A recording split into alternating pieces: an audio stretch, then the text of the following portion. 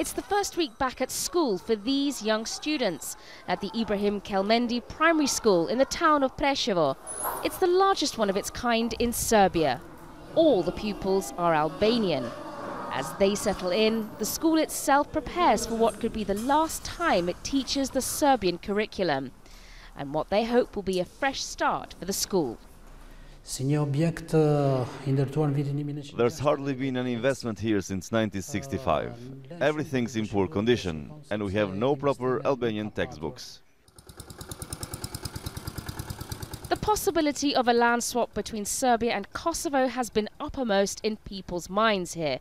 Presevo's population is 90% ethnic Albanian. The US and the European Union had always discouraged the idea until now. An apparently straightforward solution on the surface, but has the potential to reopen old wounds in this part of the Balkans, which has already suffered brutal conflict following the breakdown of Yugoslavia.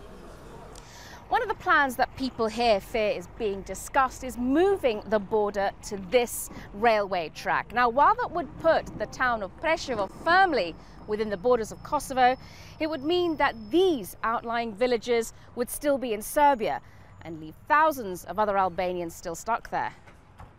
Moreover, there is still uncertainty as to what Serbia would want in return, but would likely demand Serb-dominated northern Kosovo, which it views as non-negotiable.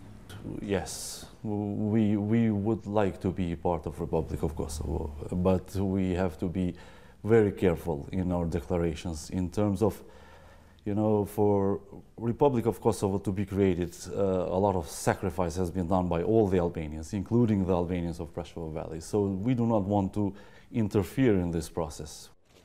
This also poses another dilemma for the region's leaders. If borders are to be redrawn on the basis of ethnicity, it could provoke more calls for land swaps from Macedonia, which has more than 500,000 Albanians living along its frontiers. Even the goal of eventual EU accession for Balkan countries cannot allay these fears. We don't find discussion about a land swap between Kosovo and Serbia conducive to reaching the goal. We think it will reopen too many old wounds in the population, and that is why we are very sceptical.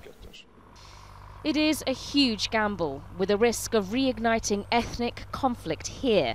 A political process that will take an enormous amount of delicate negotiation from all parties involved. Sonia Gallego, Al Jazeera, Presevo.